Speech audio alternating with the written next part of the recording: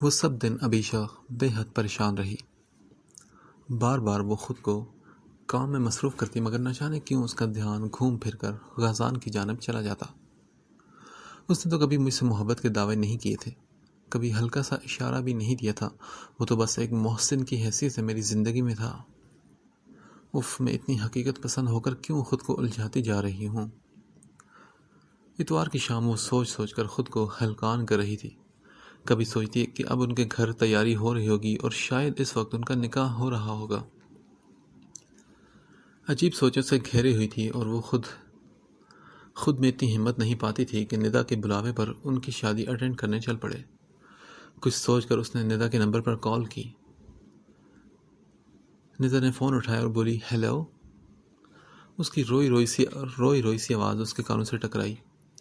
اس نے سوچا شاید رخصتی کے خیال سے وہ رو رہی ہوگی۔ پھر وہ بولی ہیلو ندا، سوری یار، کچھ مصروفیت کے باعث میں شادی میں نہیں آ سکی، مگر میری تمام نیک خواہشات تمہارے ساتھ ہیں۔ میں نے سوچا ابھی کال کر لوں، رات تک تم شاید مصروف ہو چکی ہوگی شادی میں۔ کون سی شادی؟ کہاں کی شادی؟ عبیشہ وہ گھٹیا انسان کل رات کو نہ جانے کہاں چلا گیا۔ ایسے گندے مرد کسی عورت کے قابل نہیں ہوتے۔ میرے گھر تو جیسے عذاب آیا ہوا ہے اور تم مجھے مبارکباد دے رہی ہو۔ وہ چلا گیا ہے عبیشہ، مگر وہ کبھی خوش نہیں۔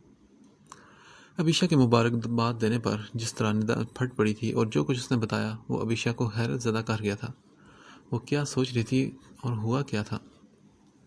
اس سے پہلے کہ ندا کے منہ سے غازان کے لیے کوئی بد دعا نکلتی، عبیشہ نے کال کاٹ دی تھی اور پھر وہ فون ہاتھ میں تھامے حیران تھی۔ کچھ سوچ کر اس نے علی کا نمبر نکالا۔ جن دنوں اس نے یونیورسٹی کا میگزین جوائن کیا تھا، انہی دنوں غازان نے احتیاطاً اسے علی کا نمبر بھی دے دیا تھا تاکہ اگر کبھی غازان چھٹی پر ہو اور عبیشہ کو کوئی کام ہو تو علی سے رابطہ کر لے۔ تب تو کبھی نہیں، ہاں مگر اب اسے وہ نمبر ملانے کی ضرورت پڑ ہی گئی تھی۔ دوسری سے تیسری بیل نہیں ہوئی تھی کہ علی نے اس کے کال پک کر لی اور پھر خوبصورت لہجے میں اس پر اس نے سلامتی بھیجی۔ السلام علیکم۔ وعلیکم السلام، میں عبیشہ بات کر رہی ہوں، کیسے ہیں آپ؟ تعارف کرا کر اس نے خیریت پوچھی تو علی نے کہا جی الحمدللہ میں ٹھیک ہوں، آپ کیسے ہیں؟ علی نے اسے پہچانتے ہوئے خیریت پوچھی تھی۔ جی میں بھی ٹھیک ہوں، ایکچولی میں نے ابھی ندا کو فون کیا تھا تو وہ بتا رہی تھی کہ غازان کہیں چلے گئے ہیں۔ میں تو بات سن کر چکرا ہی گئی، ان کی تو غالباً آج شادی تھی نا ندا کے ساتھ۔ اس کے سوال پر دوسری جانب علی نے ایک ٹھنڈی آہ بھری اور بولا آپ نے ٹھیک سنا عبیشہ۔ اس واقعے کے بعد وہ اتنا خاموش ہو گیا تھا کہ اس کے دل میں کیا چل رہا ہے اس نے کسی سے شیئر نہیں کیا، حتیٰ کہ مجھ سے بھی نہیں۔ مجھ سے تو وہ ملا بھی نہیں۔ ہاں، رومان سے پتہ چلا کہ وہ سارا دن گھر سے باہر رہتا تھا اور کل رات سب کے سونے کے بعد وہ اچانک گھر چھوڑ کر چلا گیا۔ اس کے کچھ کپڑے، بیگز اور تعلیمی ڈگریز سب غائب ہیں۔ کہاں گیا ہے کسی کو کچھ پتہ نہیں۔ بس آپ دعا کرنا کہ جہاں ہو خیریت سے ہو۔ ان کے گھر تو ایک قیامت آئی ہوئی ہے۔ آنٹی اور مینا کا بہت برا حال ہے۔ علی نے تفصیل سے اسے بتایا تھا۔ یہ تو بہت برا ہوا علی، اللہ تعالیٰ انہیں اپنی حفاظت میں رکھے۔ اور ان کا موبائل؟ اس نے اپنے تئیں ایک اور سوال کیا۔ وہ اپنے موبائل کی سم نکال کر موبائل لے گیا ہے، اب تو اس سے کانٹیکٹ کا کوئی بھی ذریعہ نہیں۔ علی کی بات پر وہ خاموش رہ گئی۔ سمجھ میں نہیں آ رہا کہ کیا کہوں۔ وہ صاف گوئی سے بولی تھی جیسے زبان بولنا ہی بھول چکی ہو۔ شوق بھی تو اتنا بڑا تھا نا۔ بس عبیشہ آپ دعا کیجیے گا کیونکہ اس وقت اس کے علاوہ ہمارے ہاتھ میں اور کچھ نہیں۔ علی کا اداس لہجہ اسے مزید تکلیف سے دوچار کر گیا تھا۔ اس نے پھر فون بند کر دیا اور دعا کی کہ اے اللہ اس اتنے اچھے انسان پر کوئی آنچ نہ آئے، وہ جہاں کہیں اسے اپنی حفاظت میں رکھنا۔ اس کا رواں غازان کے لیے دعا کو ہو چکا تھا۔ ایک ہفتہ گزر گیا اور ہر گزرتے دن کے ساتھ عبیشہ کو اس شخص کے ساتھ ہونے والے ناروا سلوک اور بھی ستا رہے تھے۔ کچھ سوچ کر اس نے علی سے رومان کا نمبر لیا۔ نمبر ملا کر وہ سانس روکے دوسری جانب سے اٹھائے جانے کا انتظار کر رہی تھی۔ تھوڑی ہی دیر بعد سنجیدہ سی آواز فون میں ابھری، ہیلو جی میں عبیشہ بات کر رہی ہوں، آپ لوگوں کی یونیورسٹی فیلو۔ جی میں آپ کو اچھے سے جانتا ہوں، کیسے ہیں آپ؟ رومان نے فوراً پہچان لیا تھا اسے۔ جی میں ٹھیک ہوں، آپ کیسے ہیں؟ بس جی رہے ہیں ہم۔ رومان کے لہجے کی اداسی ابیشہ کو بھی اداس کر گئی تھی۔ رومان، مجھے علی نے بتایا کہ غزان کے بارے میں کچھ پتہ چلا، کہاں گئے ہیں؟ اس کے لہجے کی بے قراری رومان کو سن کر گئی تھی۔ کیا وہ بھی غزان سے؟ وہ بس اتنا ہی سوچ سکا، پھر اس نے جواب دیا، نہیں، فی الحال تو کچھ نہیں پتا کہ کہاں ہے۔ اس کی چھوڑی ہوئی سم بھی اپنے موبائل میں ڈال کر دیکھی، مگر کہیں کوئی کلیو نہیں ملا کہ وہ کہاں گیا ہے۔ مگر رومان، انہوں نے گھر تک چھوڑنے کا فیصلہ کیوں لے لیا؟ وہ اتنے کم ہمت تو نہیں لگتے تھے۔ ابیشہ کے لہجے کی یاسیت، افسوس رومان کو اور بھی پریشان کر گئی تھی۔ کچھ سوچ کر وہ اسے اپنی ماں اور سکندر صاحب کے رویے کے متعلق بتاتا چلا گیا۔ اور ابیشہ سونے پر سہاگا تو یہ ہوا کہ ڈیڈی نے اس کی ندا سے شادی رکھ دی، جسے وہ کبھی بھی پسند نہیں کرتا تھا۔ آپ خود ہی سوچیں کہ جو شخص اپنے ماں باپ کے آگے بے اعتبار ٹھہرے، کیا اسے پھر بھی ان کے سامنے یا ان کے ساتھ رہنا چاہیے؟ میرے نزدیک تو اس نے بالکل صحیح سٹیپ لیا ہے۔ یہاں ہر کوئی اسے ہر لمحہ تنگ کر رہا تھا، ایک ایسے گناہ کی سزا دے رہا تھا جو اس نے یقیناً نہیں کیا۔ میں شاید اس کی جگہ ہوتا تو اب تک خودکشی کر چکا ہوتا۔ جس کے ماں باپ مشکل میں اس کا ساتھ نہ دے، آپ سوچیں ایسے شخص پر کیا بیتے گی۔ وہ تو بس منظر سے ہٹا ہے۔ مجھے امید ہے کہ اس نے یہ قدم بہت سوچ سمجھ کر اٹھایا ہوگا، اور یہ بھی امید ہے کہ وہ کبھی نہ کبھی مجھ سے رابطہ ضرور کرے گا۔ وہ میرا جگری بھائی ہے، اور وہ میرے بغیر کب تک رہے گا، دیکھتا ہوں میں بھی۔ اس کے لہجے کی تکلیف اور پھر غسان کے متعلق ہونے والے انکشاف اسے حیرت زدہ کر گئے تھے۔ کس قدر تکلیف سہی تھی اس نے ان کچھ دنوں میں، اس کا اندازہ ابیشہ کو آج ہوا تھا۔ رومان، میں نے کچھ پلان کیا ہے، اور یہ سب میں آپ کی مدد کے بغیر اکیلی نہیں کر سکتی۔ ابیشہ نے ایک عزم لیے اسے بتایا تو رومان چونک اٹھا اور بولا، کیا مطلب، کیسا پلان؟ یہ سب میں آپ کو کل مل کر بتاؤں گی۔ کل شام آپ میرے آفس کے سامنے ایک ریسٹورینٹ ہے، کیا آپ وہاں آ سکتے ہیں؟ اس کے سوال پر وہ کچھ لمحوں کے لیے سوچ میں پڑ گیا، اور پھر بولا، ٹھیک ہے، آپ مجھے لوکیشن بتائیے، میں بھی ضرور آپ سے ملنا چاہوں گا۔ رومان کو بھی ایسا محسوس ہوا تھا جیسے کوئی غم گسار مل گیا ہو، لہٰذا فوراً نہ صرف اس نے ملنے کا ارادہ کیا بلکہ اس کی مدد کرنے کا بھی سوچ لیا۔ ٹھیک ہے، میں آپ کو ایڈریس سینڈ کر دوں گی، اور مجھے امید ہے کہ ہم بہت جلد غازان کو بے قصور ثابت کریں گے۔ اس کے کہے گئے الفاظ رومان کو کچھ حیران کر گئے تھے۔ وہ کیا ٹھان چکی ہے اور کیا فیصلہ کر چکی ہے، یہ تو اب کل اس سے مل کر ہی پتہ چلنا تھا۔ اگلی شام رومان اور وہ آمنے سامنے بیٹھے تھے۔ جی تو ابیشہ، آپ نے کیا سوچا ہے؟ کل سے اب تک ذہن بس آپ کی اسی بات میں اٹکا ہوا ہے۔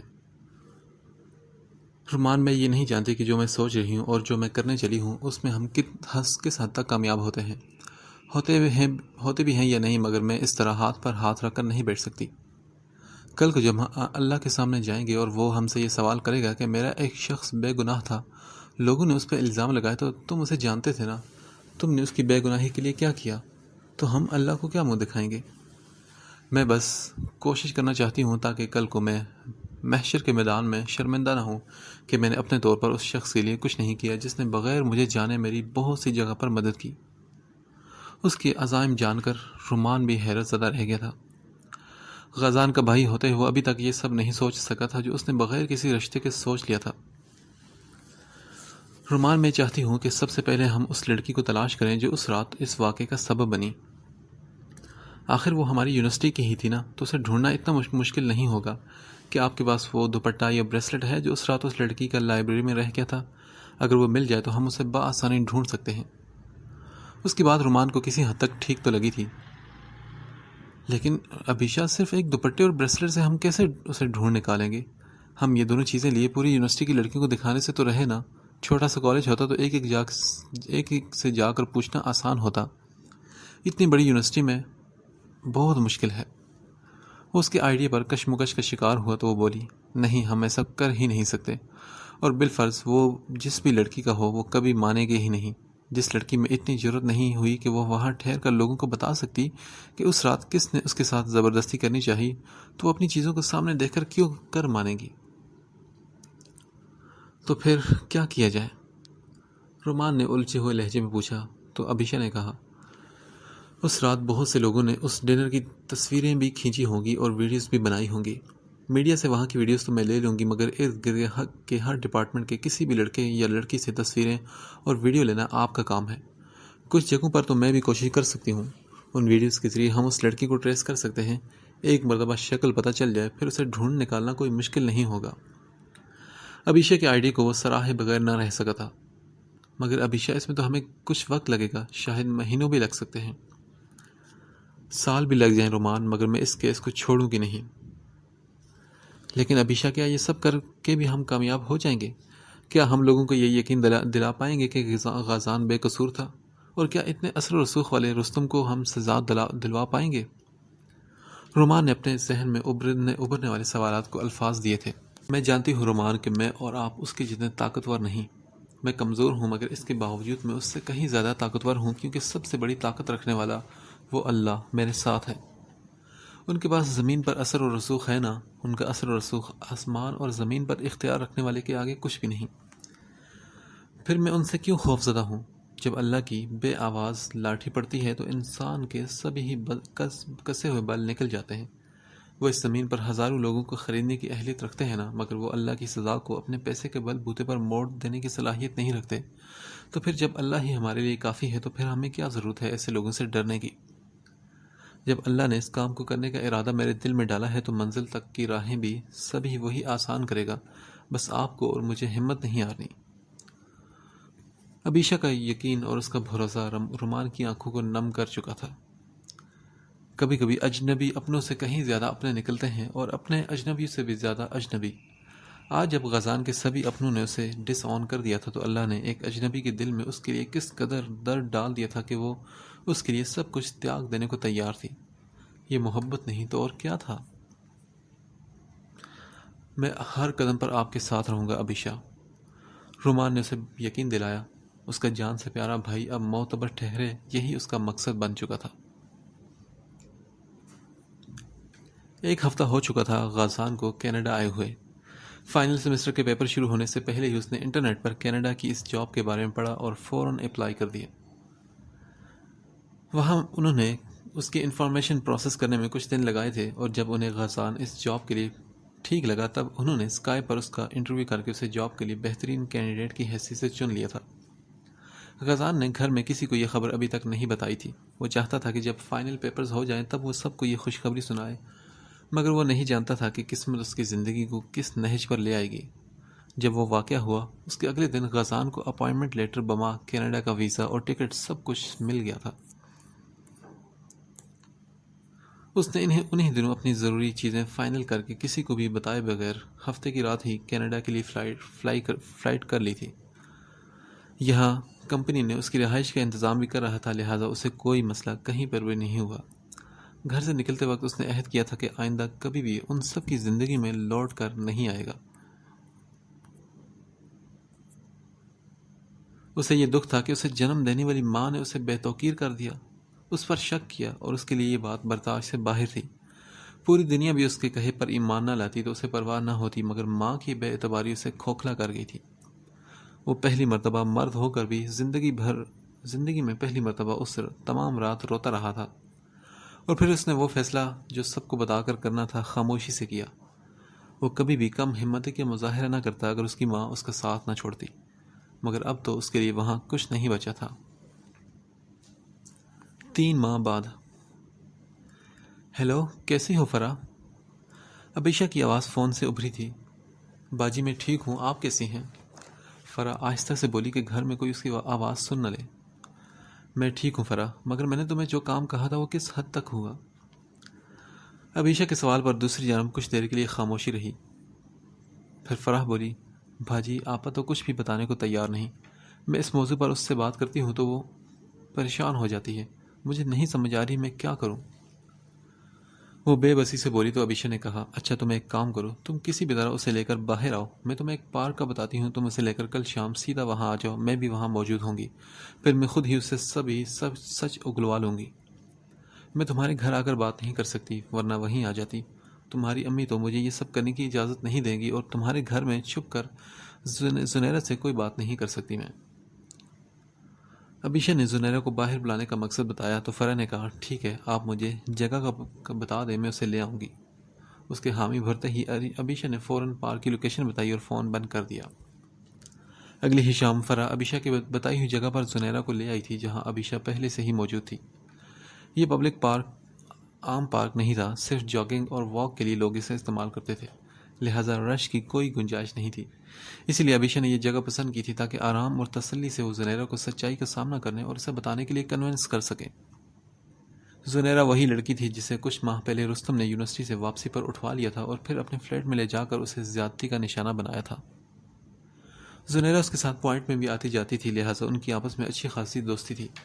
کچھ دن کی مسلسل غیر حاضری پر ابیشا اس کے گھر گئی تاکہ پتہ کرے کہ کیا مسئلہ ہوا ہے۔ فون کرنے پر اس کی بہن نے بس اتنا بتایا کہ اس کی طبیعت ٹھیک نہیں، لیکن کتنی خراب تھی اس دن ابیشا یہی پتہ کرنے گئی تھی۔ السلام علیکم، کیسی ہیں آنٹی؟ زنیرہ بہت دنوں سے یونیورسٹی نہیں آ رہی تھی، پتہ چلا کہ اس کی طبیعت ٹھیک نہیں تو میں نے سوچا آ کر حال چال پوچھ لوں۔ دروازہ کھولتے ہی زنیرہ کی ماں سے آمنا سامنا ہونے پر ابیشا نے خوش دلی سے کہا، مگر وہ ابیشا کو بری طرح گھور رہی تھی۔ مر گئی ہے وہ ہمارے لیے۔ زنیرہ کی ماں کے یکدم پھٹ پڑنے پر ابیشا بھی پریشان ہوگی۔ اسی اثناء میں اس کی بہن فرح دروازے کی جانب آئی۔ کیا ہو گیا امی؟ اس نے ماں کو ٹوکا تو وہ مڑ کر فرح کو بھی غصے سے دیکھتی ہوئی پاؤں پٹک کر اندر کی جانب بڑھ چکی تھی۔ سوری، وہ امی کی طبیعت ٹھیک نہیں نا، آپ آئیں نا پلیز۔ کچن کی کھڑکی سے وہ ابیشا کو نہ صرف دیکھ چکی تھی بلکہ اس کا تعارف بھی سن چکی تھی۔ ان لوگوں کا 3 مرلے کا چھوٹا سا گھر تھا اور فرح اسے لیے سیدھا سیڑھیاں چڑھ کر اوپر آئی تھی۔ سامنے ہی 2 کمرے بنے تھے۔ فرح ایک کمرے کی جانب بڑھی تو ابیشا نے بھی اس کی پیروی کی۔ زنیرہ، تمہاری یونیورسٹی سے کوئی ملنے آیا ہے؟ بیڈ پر گٹھلی بنا ہوا ایک وجود منہ دوسری جانب کی لیٹا ہوا تھا۔ فرح کی بات پر وہ کرنٹ کھا کر سیدھی ہوئی۔ ابیشا تو اسے دیکھ کر پہچان ہی نہ سکی، وہ تو کوئی ہڈیوں کا ڈھانچہ معلوم ہو رہی تھی۔ اچھی خاصی خوش شکل لڑکی تھی، مگر یہ ہوا کیا ہے اسے؟ وہ سر نگاہوں سے ابیشا کو دیکھ رہی تھی۔ ایک عجیب سی وحشت اور اجنبی پن تھا ان کی نظروں میں۔ ہیلو زنیرہ، کیسی ہو؟ ابیشا ہچکچا کر آگے بڑھی تو اس نے کہا، دور رہو مجھ سے، خبردار جو میرے قریب آئی تو۔ اس کے چہرے سے ٹپکتا خوف ابیشا کو سن کر گیا تھا۔ کیا ہوا ہے اسے؟ یہ اس طرح کیوں ریئیکٹ کر رہی ہے اور اس قدر بری حالت میں کیوں ہے یہ؟ آخر ابیشا سے رہا نہ گیا تو اس نے فرح سے پوچھا جو اپنی نظریں چرا گئی، آپ آئیں میرے ساتھ پلیز۔ وہ اسے لیے دوسرے کمرے میں آ چکی تھی۔ دیکھیں، سمجھ نہیں آ رہا کہ میں کیسے بتاؤں۔ پچھلے دنوں یونیورسٹی سے واپسی پر زنیرہ کو کوئی رستم نامی لڑکا اٹھوا کر لے گیا تھا اور پھر بیڈ پر ابیشا کے سامنے بیٹھ کر فرح نے سچ بتانا شروع کیا، مگر اس قدر کڑوا سچ کہ وہ بتا بھی نہ پائی اور منہ پر ہاتھ رکھ کر رونے لگی۔ ابیشا تو حیرت کی تصویر بنی سے دیکھ رہی تھی، اس کے وہم و گمان بھی میں اتنا تھا کہ زنیرہ کے ساتھ یہ سب ہو سکتا ہے۔ آپ سمجھ سکتی ہیں کہ کیا ہوا ہوگا۔ رستم بہت دنوں سے آپا کو تنگ کر رہا تھا، نہ جانے کہاں سے اس نے آپا کا نمبر لے لیا اور مسلسل اسے دوستی کی پیشکش کرنے لگا، مگر آپا نہیں مانی، کیونکہ کوئی بھی شریف لڑکی یہ سب نہیں کرتی۔ اس واقعے سے ایک دن پہلے یونیورسٹی میں ہی اس نے آپا کو کافی پریشان کیا، اور جب آپا نے اسے منہ توڑ کر جواب دیا تو وہ اس جیسے گھٹیا انسان سے دوستی نہیں کرنا چاہتی، تو اگلے دن اس نے آپا کو اٹھوا لیا تھا۔ اس کے فلیٹ پر پہنچنے کے کچھ دیر بعد آپا نے موبائل پر مجھے کال کی اور روتے ہوئے سب کہہ سنایا۔ امی ابو کو بتانے پر پہلے تو انہیں یقین نہ آیا۔ ابو نے مجھے ڈانٹا کہ جب سب پتہ چلا تھا تو پہلے کیوں نہیں بتایا۔ ابو اسی وقت قریب تھانے میں گئے تھے، مگر وہاں تو الٹا حساب تھا۔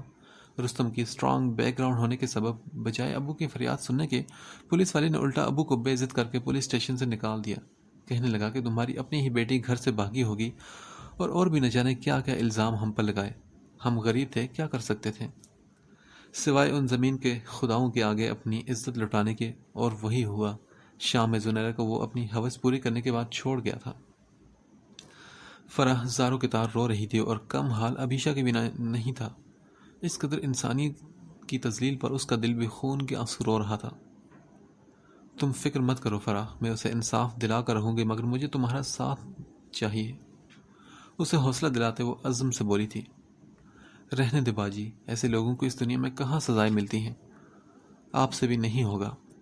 فرح نے آنسو صاف کرتے ہوئے مایوسی سے کہا تھا، دیکھو فرح، اللہ کی پکڑ سے بڑے بڑے فرعون نہیں بچ سکے تو یہ لوگ کیا چیز ہیں؟ بس تم نے میرا ساتھ دینا ہے جب بھی میں تمہیں کہوں۔ فرح سے وعدہ لے کر وہ اٹھی تھی۔ وہ کچھ دن مسلسل وہاں گئی تاکہ زنیرہ خود اس سے سب شیئر کرے اور وہ اس کی ریکارڈنگ لے کر اپنے باس کو دے تاکہ وہ کچھ پیش رفت کر سکے، مگر زنیرہ نے کچھ بھی کہنے سے انکار کر دیا تھا۔ فرح سے وہ مسلسل رابطے میں تھی، اور پھر غازان والے واقعے کے بعد تو ابیشہ کے لیے زنیرہ کو کنونس کرنا اور بھی زیادہ ضروری ہو چکا تھا۔ ابیشہ کو ایک بینچ پر بیٹھے دیکھ کر زنیرہ نے غصے سے اپنی بہن کو دیکھا۔ اب وہ کافی حد تک سنبھل چکی تھی۔ وہ زنیرہ نہیں تھی جو اس دن ابیشہ نے اس کے گھر دیکھی تھی۔ زنیرہ پلیز، مجھے تم سے بہت ضروری بات کرنی ہے۔ اپنی جگہ سے اٹھ کر ابیشہ نے اس کے بازو پکڑ کر اسے اپنے مقابل بٹھایا۔ ابیشہ، تم یہ سب کیوں کر رہی ہو؟ ایسے درندوں کو انصاف نہیں ملتا، تم جانتی ہو نا؟ زنیرہ بے بسی سے بولی تو اس نے کہا، ملے گا، ضرور ملے گا، تم بس مجھے سب بتاتے جاؤ۔ تم جانتی ہو نا رستم کے خلاف ایک اور کیس جلد ہی کھلنے والا ہے، اس کی بربادی کے دن قریب آنے والے ہیں زنیرہ۔ اور پھر ابیشہ نے اسے غازان والا واقعہ کہہ سنایا۔ اف میرے خدا، کتنا گھٹیا انسان ہے یہ رستم۔ غازان بھائی کو کون نہیں جانتا، اتنے اچھے انسان ہے وہ، اور وہ ان کے خلاف بھی اس نے یہ کر دیا۔ زنیرہ اب سر پکڑ کر بیٹھ چکی تھی۔ کیا تم نہیں چاہتی زنیرہ کہ تم اور غازان جیسے بے گناہوں کو انصاف ملے؟ پلیز زنیرہ، مجھے تمہاری مدد کی بہت ضرورت ہے۔ تم اگر اس کے خلاف گواہی دو گی تو مجھے اپنے سر کو اس واقعے پر ایکشن لینے کے لیے اور بھی آسانی ہوگی۔ بہت سے بڑے بڑے وکیلوں کو میں اب جانتی ہوں، اور پھر آج کل جو میڈیا کی نظر میں آ جائے تو پھر لوگ اسے کسی صورت نہیں چھوڑتے۔ میں یہ سب میڈیا پر بہت جلد لے آؤں گی۔ اس لڑکی کو بھی پہلے ڈھونڈنا ہے تاکہ تم دونوں کی گواہیاں اس رستم جیسے گھٹیا شخص کو اس کے انجام تک پہنچائیں۔ ابیشہ ایک ایک لفظ چبا کر بولی تھی۔ ٹھیک ہے، میں تمہارا ساتھ دوں گی۔ زنیرہ نے اس کے ہاتھ پر اپنا ہاتھ رکھ کر اسے تسلی دی، اور پھر اسی طرح قطرہ قطرہ مل کر جب سمندر بنتا ہے تو اس کی موجوں سے بچنا ہر کسی کے بس کی بات نہیں ہوتی۔ ابیشہ نے مسکرا کر اسے دیکھا تھا۔ 6 ماہ بعد چھٹی ہونے میں 15 منٹ رہ گئے تھے، اور آج کا آرٹیکل اسے ہر حال میں مکمل کرنا تھا۔ کل صبح اخبار میں یہ لازمی چھپنا تھا، اور تقریباً سارا کام مکمل تھا۔ بس ایک نظر پورا پڑھ کر غلطیاں ٹھیک کر رہی تھی جب آفس بوائے دروازہ بجا کر اندر داخل ہوا۔ میڈم، آپ سے رومان صاحب ملنے آئے ہوئے ہیں۔ اوکے، فوراً اندر بلاؤ انہیں۔ رومان کافی مرتبہ اس کے آفس آ چکا تھا، اور غازان کی وجہ سے ابیشہ کے باس اسے اچھی طرح سے جانتے تھے۔ دروازہ بجا کر وہ اندر داخل ہوتے ہی پچھلی بہت سی ہونے والی ملاقاتوں کی نسبت آج ابیشہ کو بہت فریش سا لگا تھا۔ آئیں جناب۔ خوشگوار انداز میں اسے اپنے سامنے موجود کرسی پر بیٹھنے کا اشارہ کیا تھا۔ پھر ابیشہ نے جلدی جلدی سارے پیپر سمیٹے اور اسی مصروف انداز میں پوچھا، گھر میں سب کیسے ہیں؟ بس ٹھیک ہی ہیں۔ رومان کے جواب پر لمحہ بھر اس کے ہاتھ رکے تھے۔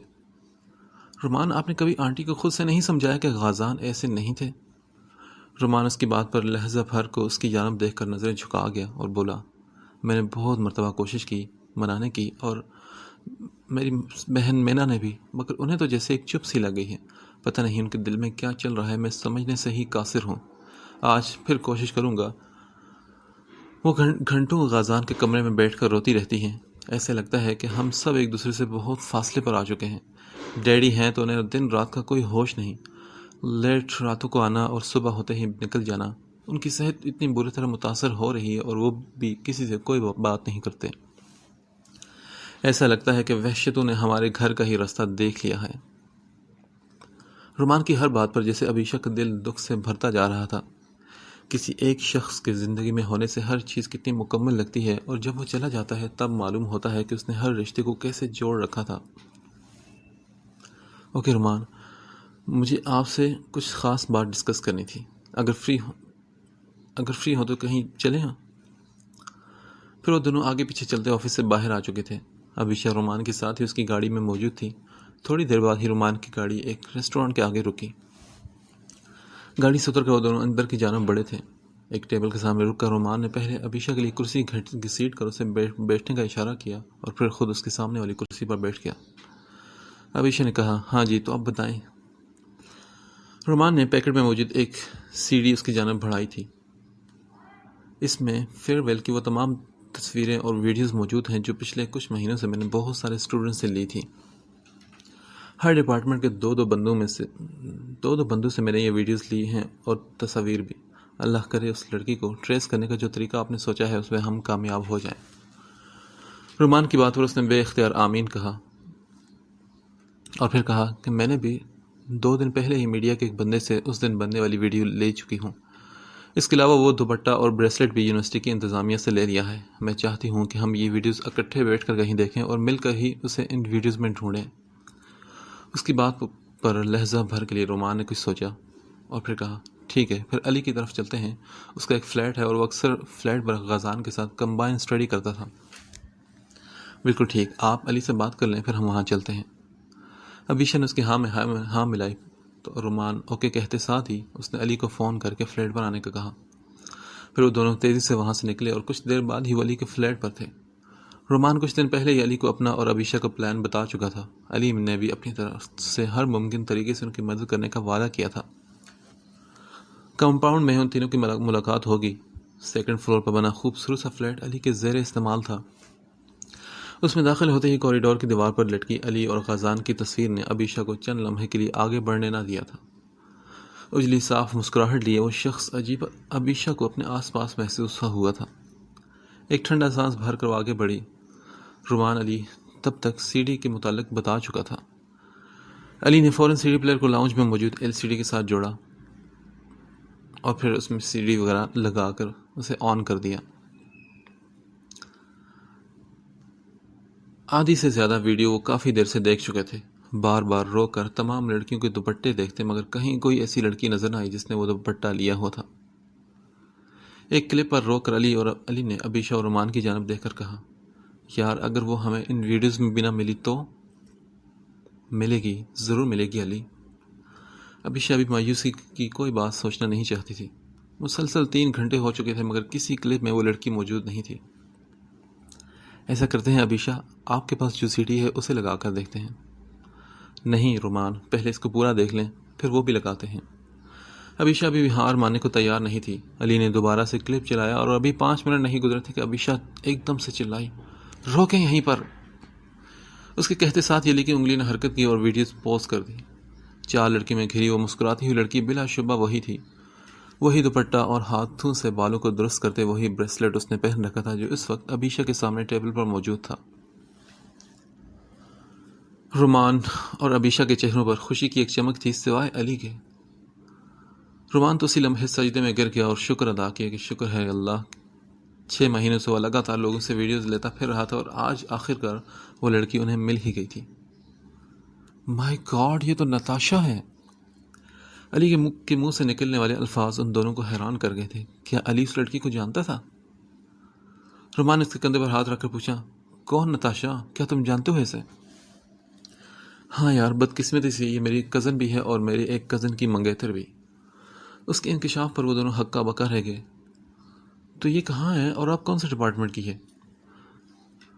یہ انگلش ڈپارٹمنٹ کی تھی اور ہمارے ساتھ ہی اس کا فائنل ایئر بھی ختم ہو چکا ہے. سب کا ارادہ تھا کہ اس کے فائنل ایئر کے بعد اس کی اور میرے کزن کی شادی کر دی جائے گی مگر نتاشا نے فی الحال شادی کرنے سے انکار کر دیا. اوہ میرے خدا، تو یہ وجہ تھی اس کے انکار کرنے کی. اور ہم یہی سمجھتے رہے کہ ابھی وہ شادی جیسی ذمہ داری کے لیے تیار نہیں. میرے چچا نتاشا کے ابو ریٹائرڈ کرنل ہیں اور میری کزن یعنی نتاشا کا منگیتر بھی ایئر فورس میں ہے. علی نے انہیں ساری تفصیل بتائی تھی. پھر رومان نے پوچھا مگر اب ہم کیسے اس سے حقیقت جان سکیں گے؟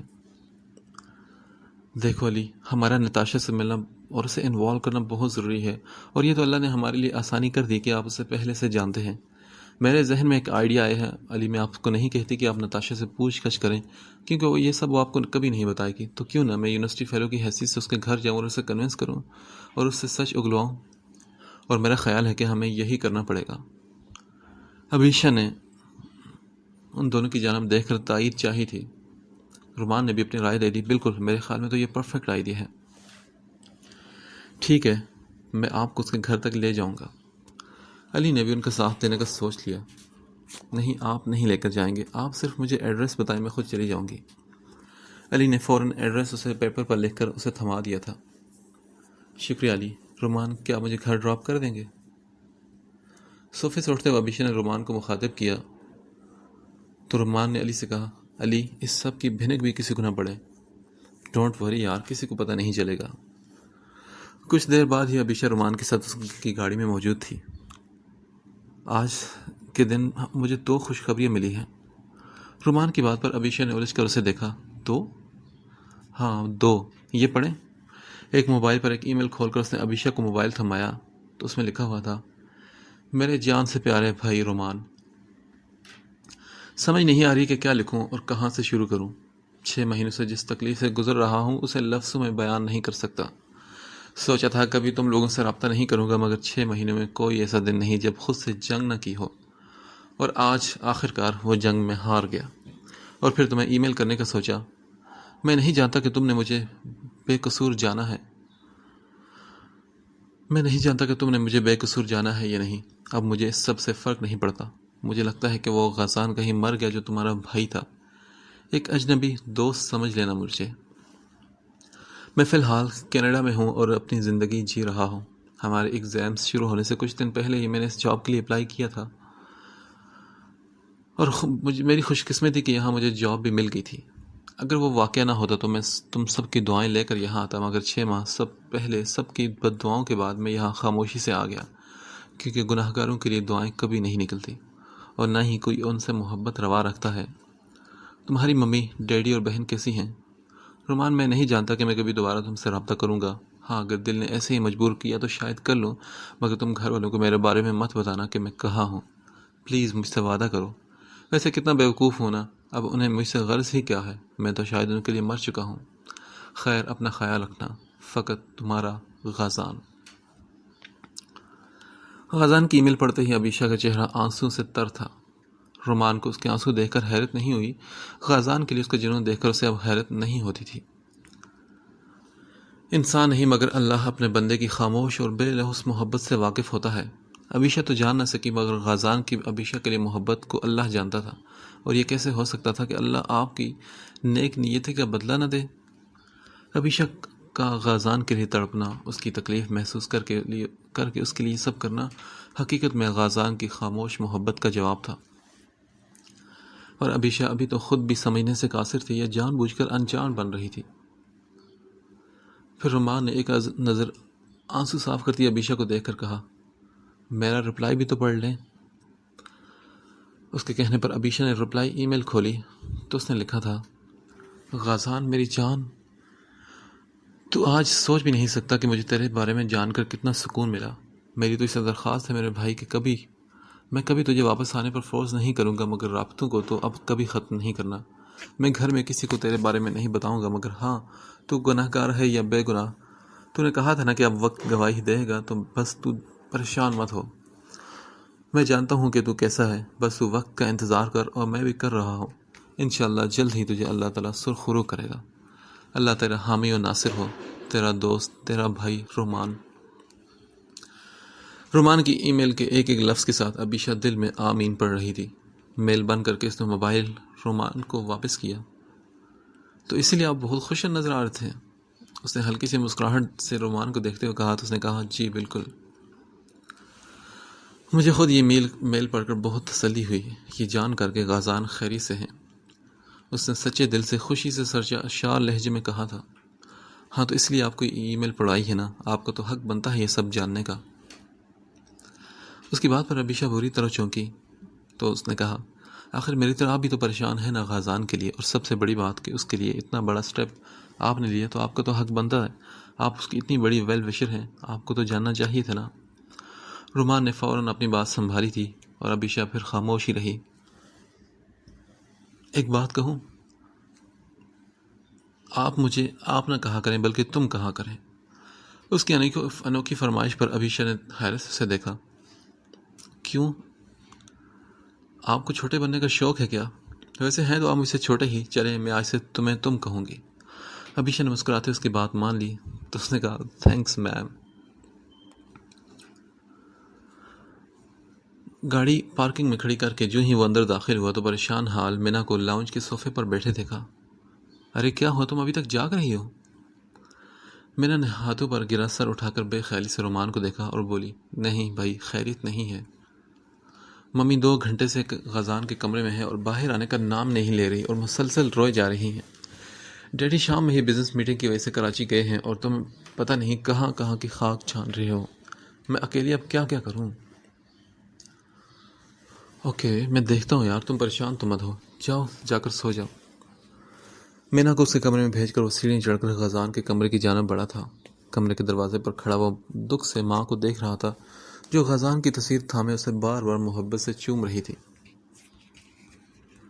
کاش ممی کہ یہ پیار آپ اسے اس وقت دکھاتی جب اسے اس کی سب سے زیادہ ضرورت تھی۔ وہ خود کو کہنے سے روک نہ سکا تھا، مجھے کیا پتا تھا رومان کہ وہ یوں سب کچھ چھوڑ کر کہیں گم ہو جائے گا۔ آج پہلی مرتبہ وہ بھی غازان کے حوالے سے بات کر رہی تھی۔ آخر کیا وجہ تھی ممی کہ آپ نے اسے یوں بے اعتبار کر دیا؟ آج میں وجہ جانے بغیر یہاں سے نہ خود اٹھوں گا اور نہ ہی آپ کو یہاں سے اٹھنے دوں گا۔ ان کے سامنے دو زانو بیٹھتے اس نے حتمی انداز میں کہا، اور وہ جو بیڈ پر بیٹھی برستی آنکھوں سے رومان کو دیکھ رہی تھی کچھ لمحے اسی طرح سے دیکھتی رہی، پھر آنسو صاف کر کے اٹھنے لگی کہ اس نے انہیں روک دیا اور بولا، نہیں ممی آج پلیز مجھے بتائیں۔ رومان بیٹا وہی بوجھ آج ہلکا کرنے لگی ہوں، میں تمہیں کچھ دکھانا چاہتی ہوں، کتنے مہینوں سے یہ بوجھ لیے پھر رہی ہوں، اب مجھ میں ہمت نہیں۔ اس کے کندھے کو تسلی سے تھپ تھپاتے ہوئے اپنی جگہ سے دوبارہ کھڑی ہوئی اور بولی، میں ابھی کچھ لے کر آتی ہوں۔ یہ کہہ کر وہ کمرے سے گئی اور کچھ دیر بعد ایک بڑا سا شاپر تھامے واپس آئیں۔ واپس اسی جگہ بیٹھتے انہوں نے وہ شاپر رومان کو تھمایا تو وہ حیرت سے بیٹھ پر ان کے مقابل بیٹھ کر وہ شاپر کھولنے لگا جس میں بے شمار خطوط تھے۔ ایک خط کھولا تو کسی کا محبت بھرا پیغام تھا غازان کے لیے، اور پیغام بھیجنے والی محترمہ کے نام پر اس کی نظر پڑی تو وہ بری طرح چونک اٹھا۔ آخر میں لکھا ہوا تھا، تمہاری ابیشا۔ ہر خط میں جینے مرنے کی قسمیں، ان کی ملاقاتیں اور اسے جواب دلانے کا شکریہ۔ وہ حیرت سے ایک ایک خط پڑھتا رہا اور چکرا کر رہ گیا۔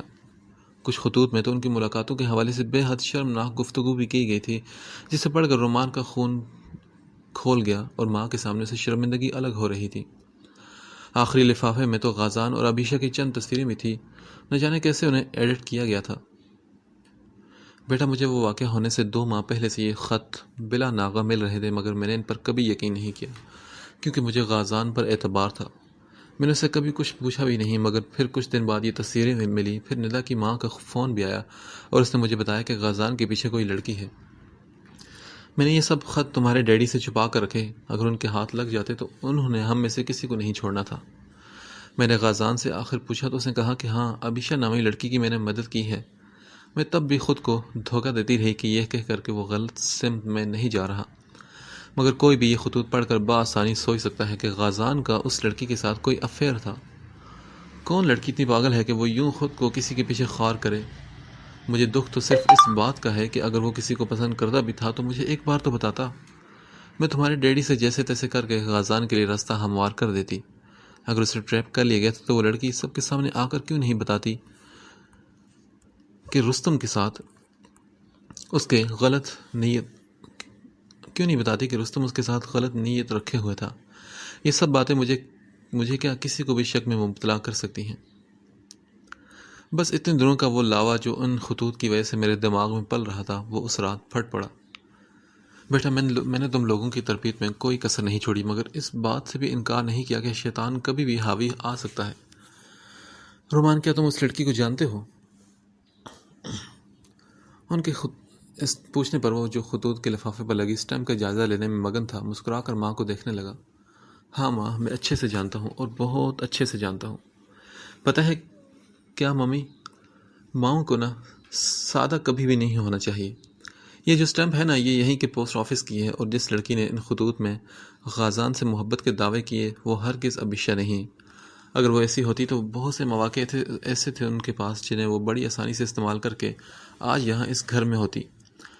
اگر غازان اسے پسند کرتا بھی تھا تو اس نے کبھی ابیشا کو تو کیا کسی کو بھی اپنی اس محبت کی بھنک تک پڑنے نہیں دی۔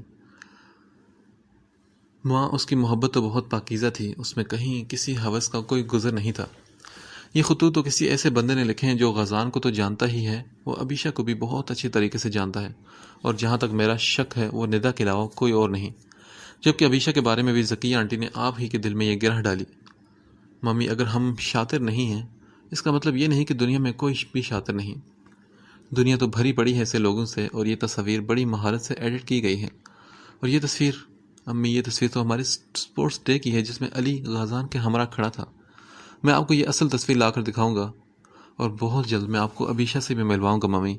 وہ ویسی بالکل نہیں جیسا ان لیٹرز میں اسے آپ کے سامنے ظاہر کیا گیا ہے۔ آپ جب خود ملیں گی تو جان جائیں گے کہ آپ کے بیٹے کی پسند کتنی پاک تھی۔ ممی، اگر ابیشہ نے یوں غازان کو بدنام کرنا ہوتا تو پچھلے 6 مہینوں سے وہ آپ کے بیٹے کو بے قصور ثابت کرنے کے لیے یوں خوار نہ ہو رہی تھی۔ ممی، وہ تو فرشتہ ہے ہمارے لیے، اور بہت جلد وہ غازان کو بے قصور ثابت کرنے میں کامیاب ہو جائے گی۔ ممی، شاید اس سے بہتر لڑکی غازان کے لیے کوئی اور ہو ہی نہیں سکتی۔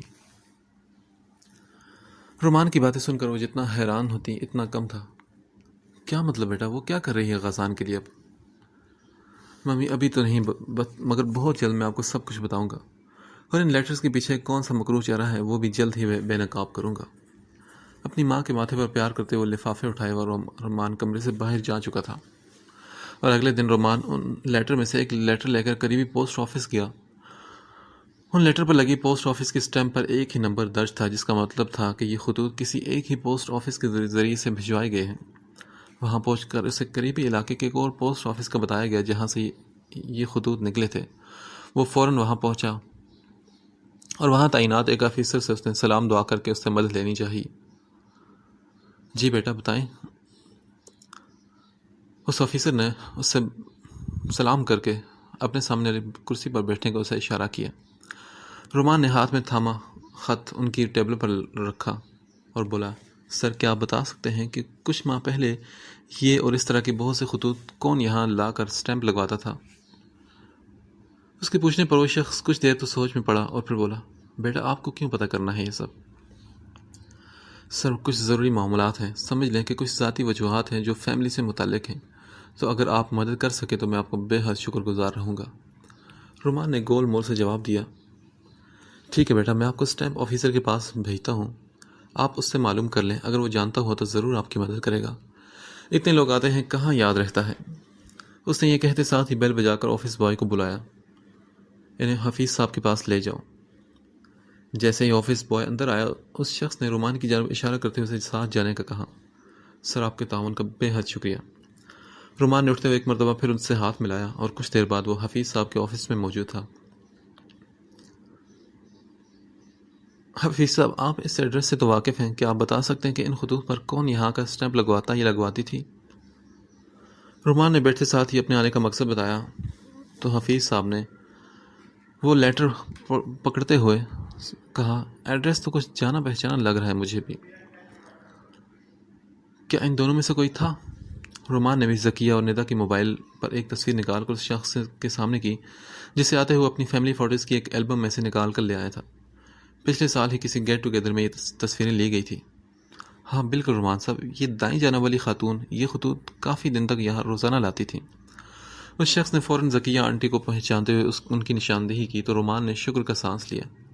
سر، آپ کا بہت شکریہ۔ رومان نے تصویر واپس جیب میں رکھی اور خط والا لفافہ اٹھا کر اس شخص سے مل کر باہر آ گیا۔ وہاں سے نکل کر رومان سیدھا سکندر صاحب کے آفس پہنچا۔ ان کے پی اے سے اجازت لے کر ان کے روم میں داخل ہوا اور بولا، ڈیڈی، مجھے آپ سے کچھ ضروری بات کرنی ہے، اگر آپ کے پاس ٹائم ہو تو۔ ہاں بیٹھو۔ مصروف سے انداز میں کچھ فائلز چیک کرتے انہوں نے ایک آنکھوں پر لگے نظر کے چشمے کے اس پار نظر آتے رومان پر ایک نظر ڈالتے اسے بیٹھنے کا کہا اور پھر فائلز چیک کرنے میں مصروف ہو گئے۔ کچھ دیر کی خاموشی کے بعد بھی جب رومان کچھ نہ بولا تو انہوں نے نظر اٹھا کر اسے دیکھا اور بولے، کہو، میں سن رہا ہوں۔ ڈیڈی، کچھ ماہ پہلے غازان کے خلاف کچھ خطوط پڑھ چکا ہوں میں، وہ سب تمہاری ماں سمجھ رہی تھی کہ اپنے بیٹے کے کارنامے مجھ سے چھپا لے گی۔ میں باپ ہوں تم لوگوں کا، اور پھر سب تصدیق بھی میں نے کروا لی تھی۔ جس لڑکی کے لیے وہ بغیرت ہماری عزت پر داؤ لگا گیا، اسے نہ صرف اپنے دوست کے آفس میں نوکری دلوائی بلکہ یونیورسٹی میں بھی آگے ہو کر اسے اپنے میگزین میں جگہ دی۔ کوئی لڑکی ایسے ہی کسی کے پیچھے پاگل نہیں ہوتی رومان۔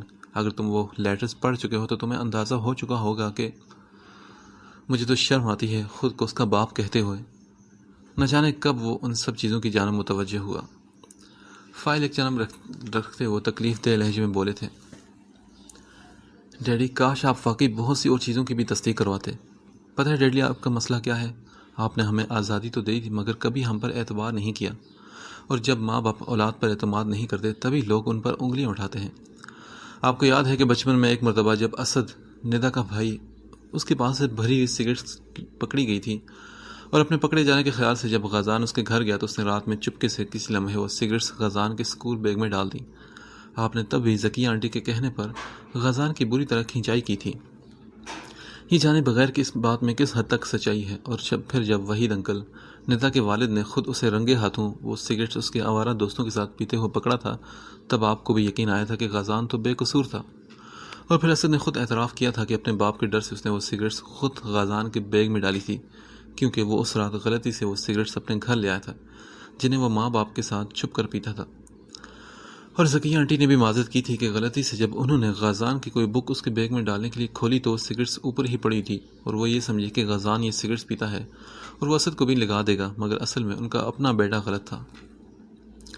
بالکل اسی طرح ذکیہ آنٹی نے ایک مرتبہ پھر غازان کو ٹریپ کیا ہے ڈیڈی۔ یہ تمام لیٹرز انہوں نے پتہ نہیں خود یا کسی اور سے لکھوا کر ہمارے گھر پوسٹ کیا ہیں، اس لیے کہ انہوں نے عبیشہ کے ساتھ اس کا اسکینڈل بنا کر ممی کو فون بھی کیا تھا، اور پھر اسی رات غازان نے میرے اور علی کہنے پر ندا کو فون کر کے اس کا دماغ درست کیا تھا۔ ڈیڈی، آپ نے کبھی مجھ پر، غازان اور مینا پر یقین نہیں کیا تھا نا؟ مینا کو بھی آپ نے ایک مرتبہ ایسی ہی سزا دی تھی جب اس کا کوئی کلاس فیلو اسے جان بوجھ کر رانگ کالز کرتا تھا۔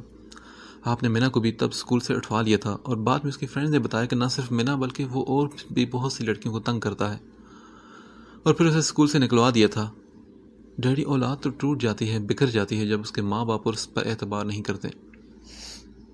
کیا آپ نے کبھی ہمیں حرام کا ایک لقمہ بھی کھلایا؟ پھر آپ کیسے کہہ سکتے ہیں کہ ہم غلط راستوں پر چل رہے ہیں؟ اگر آپ کو یقین نہ آئے تو ابھی آپ میرے ساتھ پوسٹ آفس چلیں، وہاں موجود بندہ خود تصدیق کرے گا کہ یہ خطوط کون بھجواتا رہا۔ ڈیڈی، یہ بات تو بہت واضح ہے کہ ذکیہ آنٹی جانتی تھی کہ غازان کبھی بھی ندا سے شادی نہیں کرے گا، اسی لیے انہوں نے اسے ٹریپ کیا، اور وہ یہ بھی جانتی تھی کہ آپ اپنی اولاد پر اعتبار نہیں کرتے، اور وہی ہوا۔ مجھے اچھی طرح یقین ہے کہ جس طرح یہاں غازان بے قصور ہے، ویسے ہی وہ اس رستم والی من گھڑت کہانی میں بھی بے قصور ہے۔ پلیز ڈیڈی، آج کسی ایک لمحے میں یہ سوچیے گا کہ آپ کی یہ بے اعتباری کہیں آپ کی ساری اولاد کو آپ سے دور جانے پر مجبور نہ کر دے۔ اور عبیشہ کون ہے اور اس کا کہاں تک تعلق غازان سے ہے، میں بہت جلد آپ کو بتاؤں گا۔ لیٹرز وہیں ان کے ٹیبل پر چھوڑ کر رومان ان کے آفس سے چلا گیا، مگر انہیں وہ ایک کٹہرے میں کھڑا کر گیا تھا۔ رات میں جب سکندر صاحب گھر لوٹے تو کمرے میں داخل ہوتے ہی کسی کے رونے کی آواز ان کے کانوں میں پڑی۔ بیڈ کی جانب دیکھا تو ان کی بیوی شفق وہاں موجود نہیں تھی۔ جو ہی نگاہ دائیں جانب بک ریک کے پاس گئی تو جائے نماز پر بیٹھے دعا مانگتے ہوئے وہ یقیناً شفق کے علاوہ اور کوئی نہیں تھا۔ آج جب سے رومان انہیں ان خطوط کی حقیقت بتا کر گیا تھا، تب سے وہ بھی کسی کام کو پوری توجہ سے نہیں کر پا رہے تھے۔ دن کا کوئی حصہ ایسا نہیں گزرتا تھا جب انہیں غازان یاد نہیں آتا تھا، مگر اپنی انا کا بھرم رکھنے کی خاطر انہوں نے کبھی کسی کو یہ ظاہر نہیں ہونے دیا کہ وہ اس کے جانے کے بعد کس بری طرح ٹوٹ کر بکھر چکے ہیں۔ اولاد تو واقعی آزمائش ہوتی ہے، چاہے اچھی ہو یا بری، اور اس بات کا اندازہ انہیں غازان کے جانے کے بعد ہوا تھا۔ وہ ان کا سب سے بڑا بیٹا تھا اور ہمیشہ اسے بے حد محبت دی تھی انہوں نے، ہاں، مگر وہ اسے اعتبار نہیں دے سکے تھے۔ اپنے ایک گرد موجود لوگوں میں سے کسی کی اولاد کی غلط روش کا سن کر ہمیشہ انہیں بھی اپنے بچوں پر شک رہا تھا کہ کہیں کسی موڑ پر ان کے بچے بھی بے راہ روی کا شکار نہ ہو جائیں۔ ماں باپ کی ذمہ داری ہر رشتے سے کہیں زیادہ بڑی ہوتی ہے، اور اتنی ہی کڑی بھی۔ کبھی کبھی لوگ اس رشتے میں یا تو اپنی اولاد پر بے جا روک ٹوک لگا کر اسے خود سے دور کر لیتے ہیں، یا پھر اولاد ہی انہیں خود چھوڑ کر چلی جاتی ہے۔ انہوں نے کبھی بھی اس پر روک ٹوک نہیں کی تھی، ہاں، مگر کبھی اپنی اس بے اعتباری کے سبب اسے غلط جانا تھا، اور اب کی بار جو انتہا انہوں نے کی تھی اس کے بعد وہ شاید خاندان غازان کی جدائی کے ہی حقدار تھے۔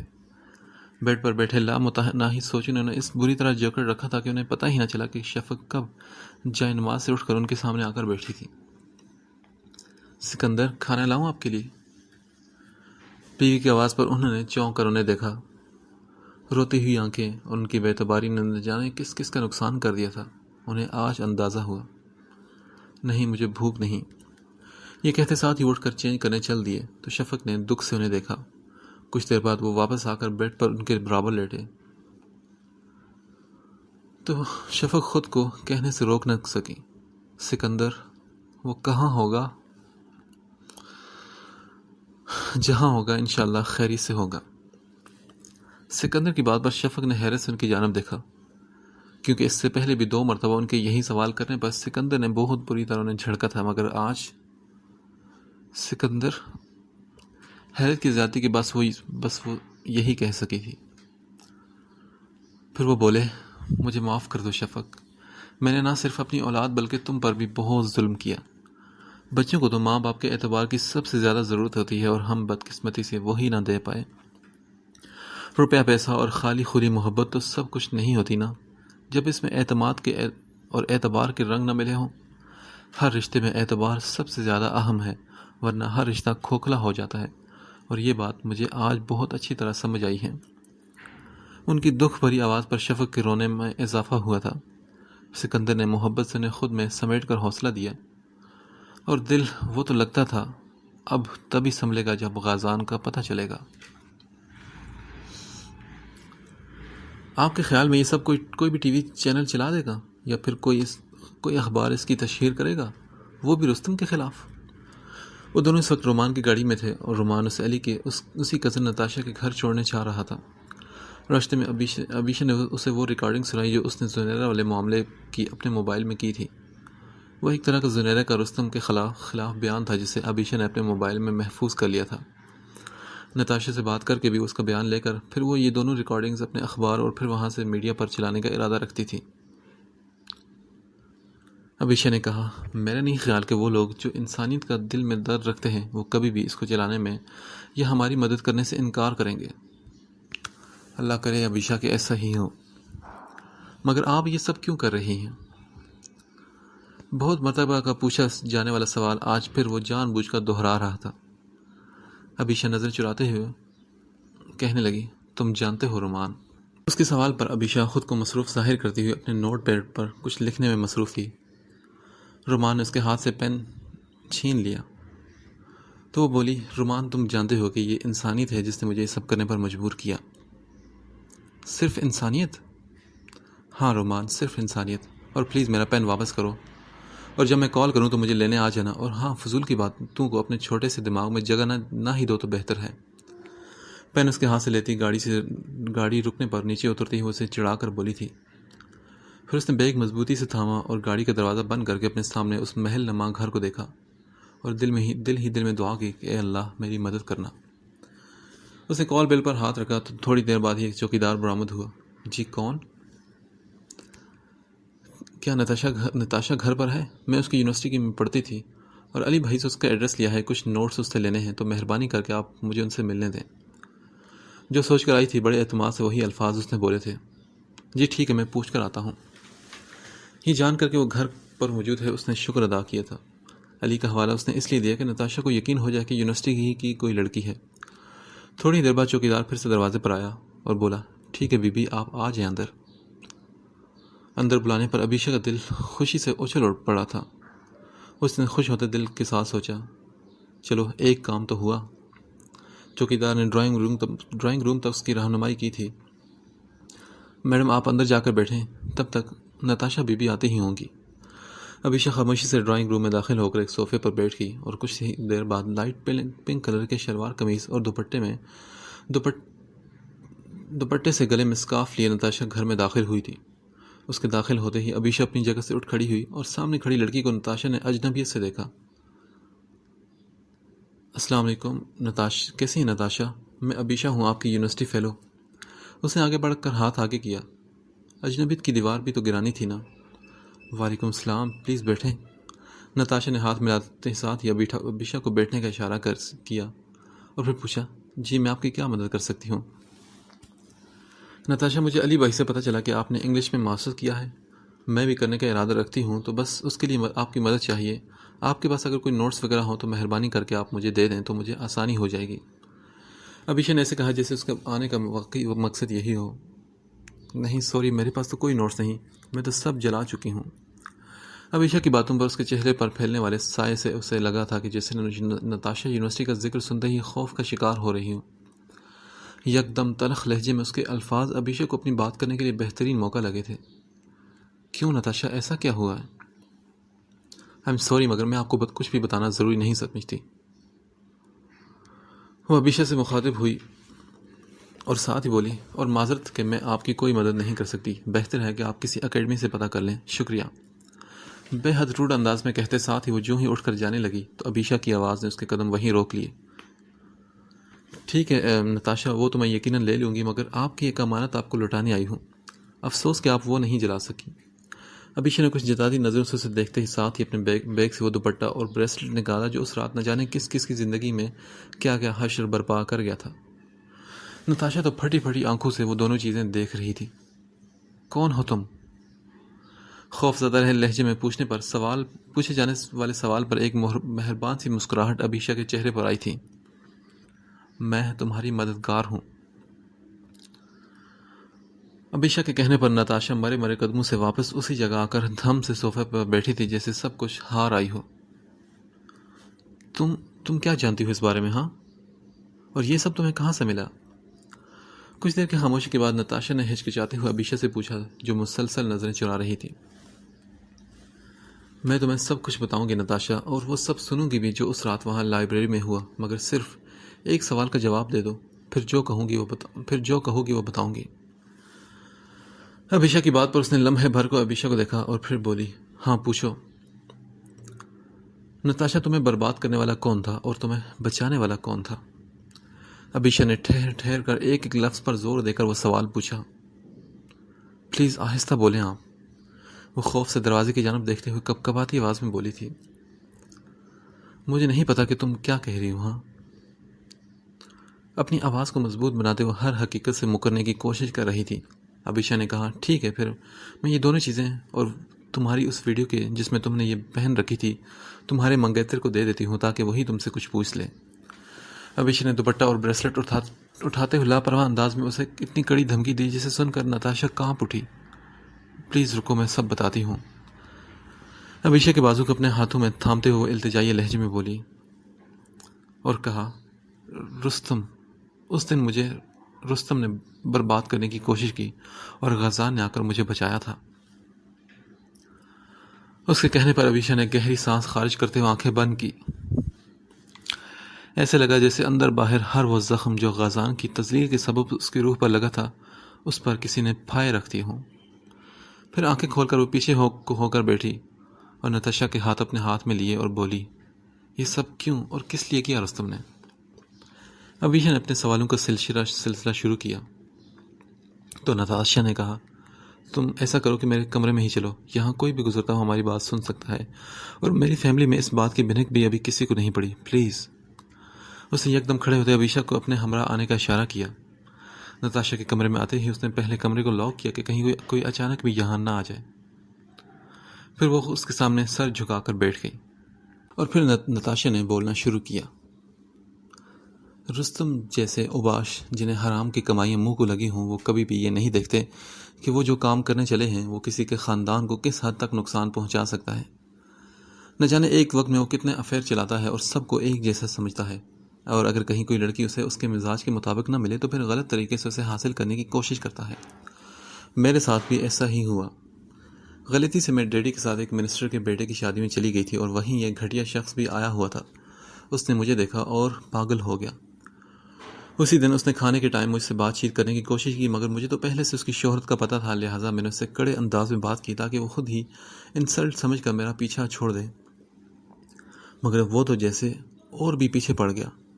نہ جانے کیسے اس نے میرے بارے میں ساری انفارمیشن لی اور پھر مجھے یونیورسٹی میں بھی تنگ کرنے لگا.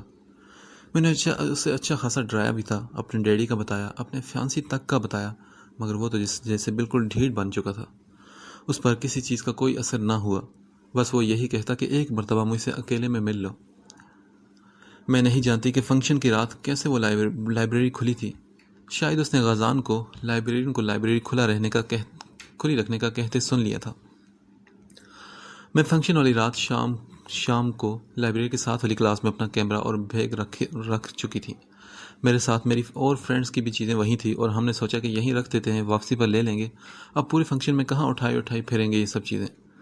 بس وہیں سے میری زندگی کی وہ سیاہ رات شروع ہوئی. اس خبیث انسان نے مجھے اوپر جاتے دیکھ لیا اور پھر وہ میرے پیچھے آ گیا. میں اپنے دھیان میں تھی اور مجھے اس کے دبے پاؤں ہونے کا پتہ ہی نہ چلا. نیچے اتنا شور تھا کہ کسی کو آواز تک نہیں گئی. وہ مجھے گھسیٹتا ہوا لائبریری لے گیا اور پھر اس سے پہلے کہ وہ مجھ پر حاوی ہوتا وہیں غزان آ گئے اور مجھے وہاں سے جانے کو کہا. ابیشا میں اتنی بہادر نہیں تھی کہ خود کے ساتھ ہونے والے ایسے سانحے کو خندہ پیشانی سے قبول کر لوں. میں ایک عام لڑکی ہوں جسے معاشرے کی باتوں کا بے حد خوف ہے اور میں یہ سب منظر عام پر نہیں لا سکتی تھی، اس لیے چھپ گئی. وہ روتے روتے سب کچھ بتا گئی تھی. نتاشا، کیا تم ایسے ہی بزدلوں کی طرح زندگی گزارو گی؟ ابھی بھی تم اس فیز سے نہیں نکلی تو سوچو، آج نہیں تو کل جب تمہاری شادی ہوگی تو تب تم کیا کرو گی؟ کیا تم تب بھی ایسے ہی رہو گی؟ کیا تمہارے منگیتر کو شک نہیں ہوگا؟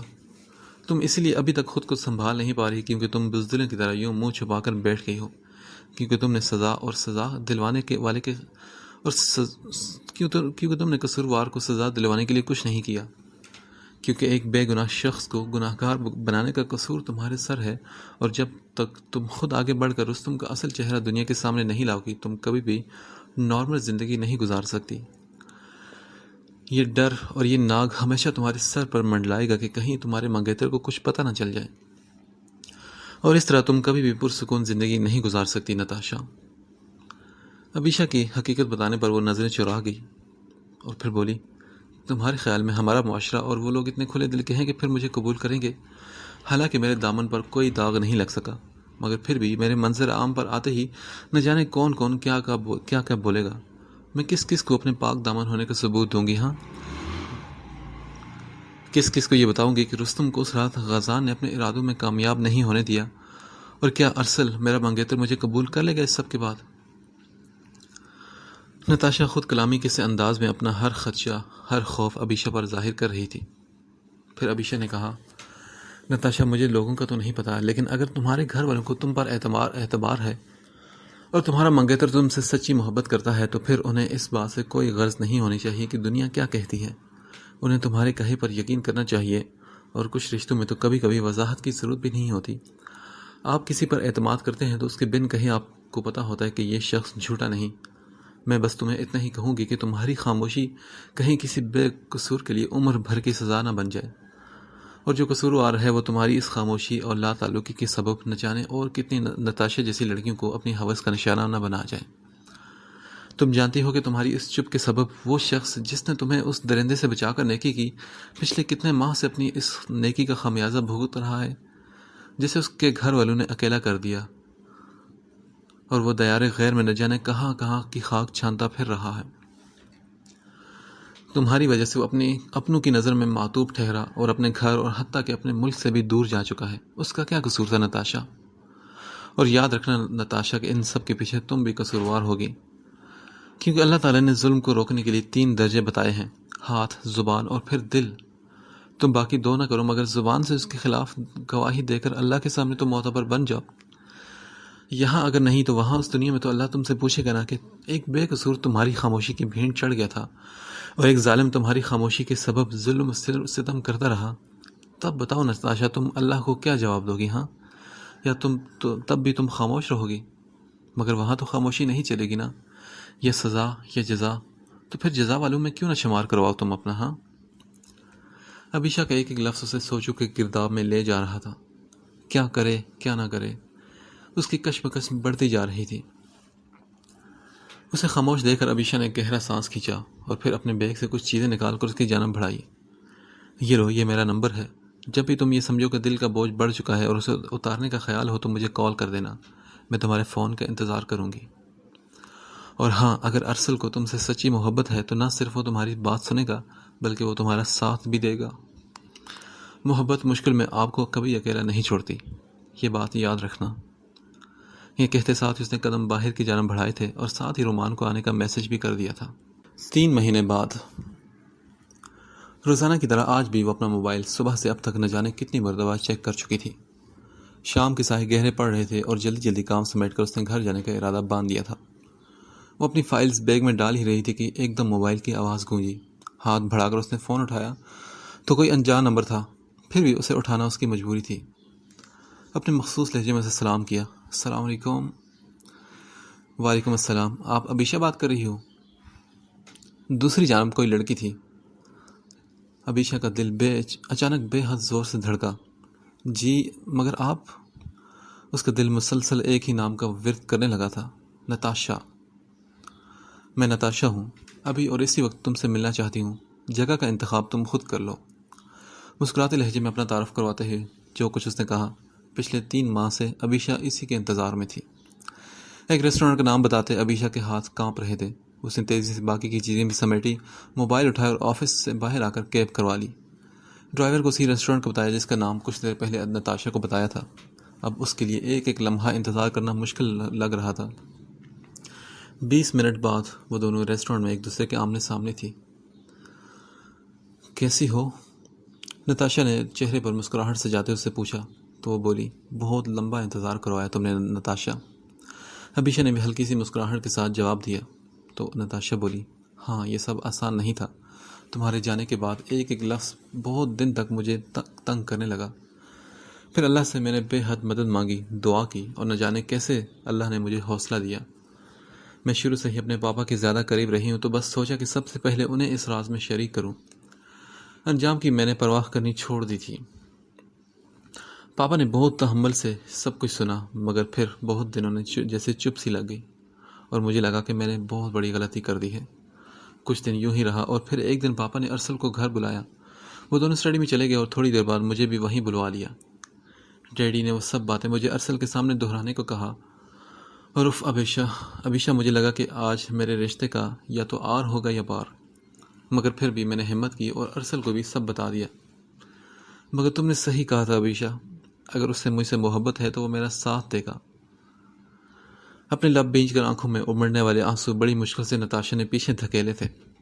اس کی خاموشی پر ابیشا کو لگا کہ اس کے دل کی دھڑکن بھی رک گئی ہو۔ اسے مجھ سے محبت ہے ابیشا۔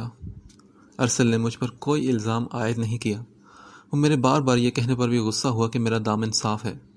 میں واقعی بیوقوف تھی ابیشا، جو لوگوں کی باتوں سے خوف زدہ ہو گئی۔ مجھے تو سب سے پہلے اپنے قریبی لوگوں کو اعتماد میں لینا چاہیے تھا، اور کاش کہ میں ایسا پہلے کر لیتی۔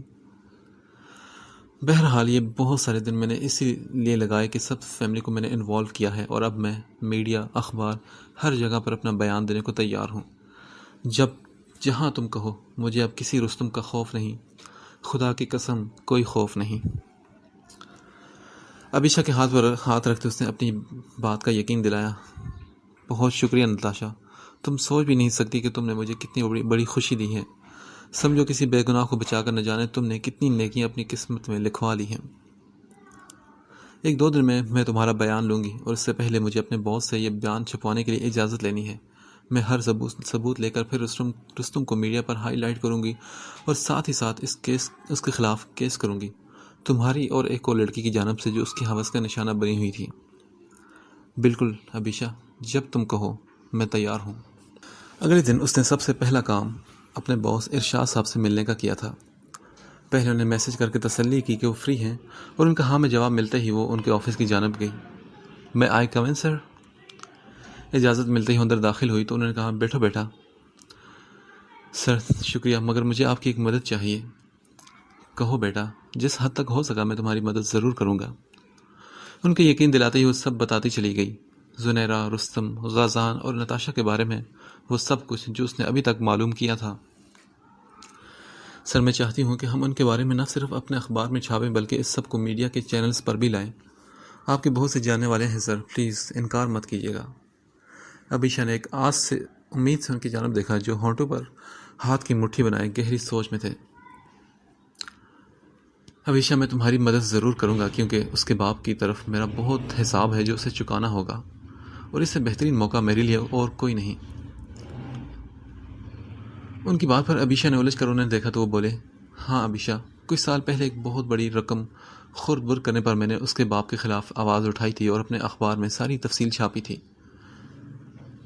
مگر اس نے کرائے کے گنڈوں کو پولیس کی وردی پہنا کر میرے آفس میں آ کر نہ صرف اس نے توڑ پھوڑ کی بلکہ تمام ثبوت بھی جلا ڈالے، بلکہ مجھے ایک بے بنیاد الزام میں پکڑ کر تھانے لے گیا۔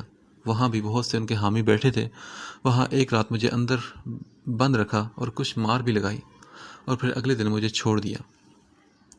وہ تمام ثبوت جو میرے پاس تھے، ان کے جل جانے سے میں اس پر کوئی الزام نہ دھر سکا، اور اس شخص نے مجھے اس قدر تنگ کیا کہ آخر کچھ عرصے کے لیے مجھے اپنا اخبار بھی بند کرنا پڑا۔ مگر اب نہیں، ہر مرتبہ اندھے قانون کی جیت نہیں ہوگی۔ اب کی بار میں اس کے بیٹے کو نہیں چھوڑوں گا۔ تم ایک کام کرو کہ ان دونوں بچیوں اور کرنل صاحب کو کل ہی آفس لے آؤ، یہاں سکون سے ان کا بیان بھی ریکارڈ کرتے ہیں اور پھر چینل والوں سے بھی ڈسکس کرتے ہیں۔ اب لوگ باشعور ہو چکے ہیں اور بڑے بڑوں پر ہاتھ ڈالنا ناممکن نہیں رہا۔ انشاءاللہ ہم انہیں انصاف دلائیں گے۔ ارشاد صاحب نے ہر طرح سے ابیشا کا ساتھ دینے کا وعدہ کیا تو وہ خوش ہوتے ہوئے بولی، تھینک یو سو مچ سر۔ شام میں اس نے رومان کو فون کیا کہ اس سے آفس سے پک کر لے، اور فون کرتے ہوئے کہا گیس واٹ. اس کا خوشی سے تمتماتا چہرہ دیکھ کر رومان نے اتنا تو جان لیا کہ نتاشا کے متعلق کوئی بات ہے. اس نے اندازہ لگایا نتاشا نے کانٹیکٹ کر لیا. ہاں رومان، نہ صرف نتاشا نے کانٹیکٹ کیا بلکہ ہم سے تعاون کرنے کا وعدہ بھی کیا ہے، اور بلکہ آج سر کو بھی میں نے یہ سب تفصیل بتا کر مدد کی درخواست کی. اور تمہیں پتہ ہے سر بھی اس کے باپ کے وکٹمز ہیں. ابیشا کی بات پر رومان نے حیرت سے اسے دیکھا. کیا مطلب؟ وہ الجھا تو ابیشا نے پھر اسے تمام وہ واقعہ کہہ سنایا جو ارشاد صاحب نے اسے بتایا تھا. اوہ میرے خدا، یہ باپ بیٹا کس قدر گھٹیا لوگ ہیں. ہاں رومان، ایسا ہی ہے. اب کل تم نے بھی وہاں میرے ساتھ ہونا ہے، ٹھیک ہے؟ ضرور ابیشا، اور آپ کے لیے بھی ایک سرپرائز ہے. رومان کی بات پر چونکی اور بولی وہ کیا؟ جو ہی باہر کی جانب دھیان گیا اسے راستے انجان لگے. یہ وہ کہاں جا رہے تھے؟ یہ کہاں لے جا رہے ہو تم؟ ہاں بس ایک سرپرائز کے پاس لے کر جا رہا ہوں. رومان کی بات نے اس کے تجسس میں اضافہ کیا تھا. رومان پلیز بتاؤ نا کہاں جا رہے ہیں؟ بھروسہ رکھیں. اس نے ابیشا کی بات کاٹ کر تیزی سے کہا، اور اب کی بار وہ خاموش ہو گئی. تھوڑی ہی دیر بعد ان کی گاڑی ایک پوش ایریا میں داخل ہوئی تھی. یہ تو ندا کے گھر والا راستہ تھا. اسے یکدم یاد آیا، ہاں، اور یہی راستہ کہیں اور بھی جاتا ہے. اب کی بار جو خیال آیا تھا اسے ابیشا نے بری طرح جھٹلایا تھا. تھوڑی ہی دیر بعد گاڑی ایک خوبصورت سے گھر کے سامنے آ کر رکی. یہ کس کا گھر ہے؟ یہ ہمارا گھر ہے ابیشا، اور میں آپ کو ممی اور ڈیڈی سے ملانے لایا ہوں. پلیز انکار مت کیجیے گا. رومان نے درخواست کی. لیکن رومان، وہ لیٹرز جو میرے تھے تو نہیں، مگر میرے نام سے انہوں نے جو غلط فہمی کی پیدا کی ہے ان کی وجہ سے ایک برا تاثر انکل اور آنٹی پر پڑ چکا ہے. میں کیسے ملوں گی ان سے؟ ابیشا، وہ سب کچھ جان گئے ہیں کہ وہ سب غلط تھا. رومان نے اسے تسلی دی. دیکھ لو رومان، کہیں جوتیاں نہ پڑوا دینا مجھے. ابیشا کی بات پر رومان اپنا کہا روک نہ سکا تھا. ڈونٹ وری، آدھی جوتیاں تو میں خود کھا لوں گا. اپنی جانب کا دروازہ کھول کر اترتے ہوئے اس نے شرارت سے کہا. اچھا، یعنی جوتیاں ضرور پڑوانی ہیں مجھے؟ ہاں، چاہے وہ آدھی ہی کیوں نہ ہو. ارے آپ پریشان مت ہوں. آپ کو کیا پتا کہ آپ کے لیے میں اب کیا کیا برداشت کر سکتا ہوں. دل میں سوچتے اسے نہایت محبت سے ابیشا کو دیکھا تھا. اب اٹھے نا، چلیں تو صحیح میرے ساتھ. اسے اپنے پیچھے آنے کا کہہ کر رومان خود گیٹ کھول کر اندر داخل ہو چکا تھا. وہ بھی ڈری ڈری سے اس کے پیچھے لاؤنج میں آئی، جہاں رومان کی امی شفق اور ان کے ساتھ اس کی بہن مینا بیٹھی ٹی وی دیکھ رہی تھی. رومان نے اونچی آواز میں ان دونوں کو سلام کیا تو دونوں نے مڑ کر اسے دیکھا، مگر اس کے ساتھ موجود ایک بالکل نئے چہرے کو دیکھ کر ان دونوں کی سوالی نظریں دوبارہ رومان کی جانب اٹھی تھی. ممی، یہ ابیشا ہیں. رومان کی تعارف کرواتے ہی اس کی ماں بے اختیار اپنی جگہ سے اٹھی. ابیشا نے ہلکا سا مسکرا کر انہیں اور مینا کو دیکھتے ہوئے سلام کیا. بیٹا ادھر آؤ نا، وہاں کیوں کھڑی ہو؟ رومان کی امی نے اپنی محبت سے اپنے بازو کھول لیے تھے. ابیشا نے رومان کی جانب دیکھا تو اس نے ہولے سے آگے بڑھنے کا اشارہ کیا. وہ جھجکتے ہوئے ان کے بازو میں سما گئی تو شفق کے بے اختیار آنسو چھلکے تھے. انہیں ایسے لگا کہ غازان ان کے قریب، ان کے آس پاس ہو. حالانکہ غازان کا بظاہر اس سے کوئی رشتہ نہیں تھا، مگر وہ ان کے بیٹے کی پسند تھی. رومان نے ایک دن پہلے ہی اپنی ماں اور باپ کو ابیشا کی غازان کے سلسلے میں جاری کوششوں کے بارے میں بتایا تھا، تو وہ تو بن دیکھے ہی اس کے احسان مند ہو گئے تھے. وہ کام جو غازان کے ماں باپ ہوتے وہ نہ کر پائے تھے، اس کا خیال اللہ نے اس لڑکی کے دل میں ڈال دیا تھا. وہ لوگ واقعی اسے بے حد غلط سمجھے بیٹھے تھے. رومان نے سختی سے ماں کو منع کیا تھا کہ اگر ابیشا یہاں آئے تو اسے اس بات کی ہوا بھی نہ لگے کہ غازان اسے پسند کرتا تھا. اس بات کا یقین کر لینے کے بعد کہ شفق ابیشا کے سامنے ظاہر نہیں ہونے دے گی، پھر رومان اسے گھر لے آیا تھا. پیچھے ہٹتے ہی شفق نے آنکھوں سے بہنے والے آنسو صاف کیے اور بولی، سوری بیٹا. It's okay aunty. ابیشا ان سے مل کر مینا کی جانب بڑھی تو اس نے بھی نہایت محبت کا مظاہرہ کیا. بیٹا تم بیٹھو، میں جوس لاتی ہوں. یہ کہہ کر وہ فوراً کچن کی جانب بڑھی. ابیشا کی دائیں جانب صوفے پر بیٹھتے ہوئے رومان نے کہا، ابیشا، ڈیڈی بھی ابھی تھوڑی دیر میں آ جائیں گے. مینا اور شفق سے باتیں کرتے اسے محسوس ہی نہیں ہوا کہ وہ پہلی مرتبہ ان سے مل رہی ہے. ابھی اسے بیٹھے زیادہ وقت نہیں گزرا تھا کہ ایک گریس فل سے شخصیت اندر داخل ہوئی. یقیناً وہ سکندر صاحب ہی تھے. اجنبی چہرے کو دیکھ کر وہ وہیں رکے تو ابیشا نے کھڑے ہوتے ہوئے انہیں سلام کیا. رومان نے کہا، ڈیڈ، یہ ابیشا ہیں۔ ارے ابیشا بیٹی آئی ہوئی ہے۔ جس محبت سے وہ بھی اس کے پاس آ کر اسے سر پر پیار دیتے ہوئے خوش ہوئے، وہ ابیشا کو ایک عجیب سے احساس سے دوچار کر گیا۔ اسے ایسا لگا کہ وہ ہمیشہ سے ان کی فیملی کا حصہ رہی ہو۔ پھر ان لوگوں نے زبردستی اسے کھانے پر روک لیا تھا، اور جس وقت وہ واپسی کے لیے اٹھی، سکندر صاحب اس کے سر پر ہاتھ رکھ کر عجیب پریشان سے دکھائی دیے۔ بیٹا، میں کیسے آپ کا شکریہ ادا کروں؟ جو کچھ آپ غزان کے لیے کر رہی ہو نا۔ انکل پلیز، آئندہ یہ سب مت کہیے گا۔ اللہ نے غزان کو بے قصور ثابت کروانا ہی تھا، تو چاہے وہ میں ہوتی یا کوئی اور، اللہ نے مدد تو کرنی ہی تھی۔ میرا اس میں کوئی کمال نہیں، یہ تو بس اللہ کا حکم تھا۔ کبھی کہ غزان کے کہے الفاظ آج اس کے ہونٹوں پر تھے۔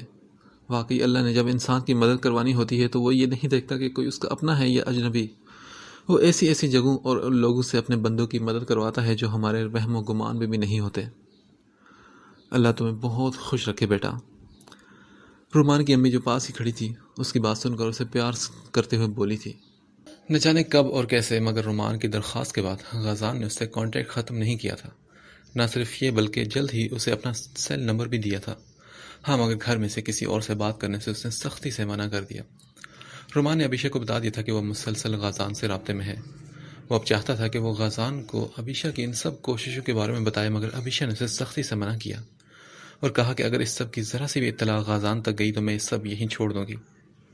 میری نیکی کو نیکی رہنے دے، اور انشاءاللہ جب ہم اس سب میں کامیاب ہو جائیں تب ضرور غزان کو بتا دینا کہ وہ بے قصور ثابت ہوا ہے، مگر تب بھی میرا نام تک نہ آئے، نہ ہی نتاشا اور زنیرہ والا کوئی معاملہ ان تک پہنچے۔ میں نہیں چاہتی کہ وہ کبھی بھی میرے احسان مند ہوں۔ میں چاہتی ہوں کہ وہ ہمیشہ میرے محسن ہی رہیں، میں ان کی نہیں۔ پلیز رومان، مجھ سے وعدہ کرو کہ نہیں تو میں بتا رہی ہوں، میں سب یہیں ختم کر کے دوبارہ کبھی تم سے بھی کوئی رابطہ نہیں رکھوں گی۔ اور ابیشا سے وعدہ کرتے ہوئے وہ خود کو بے حد بے بس محسوس کر رہا تھا، مگر اسے امید تھی کہ وقت کبھی نہ کبھی ان دونوں کے راستے ایک ضرور کرے گا۔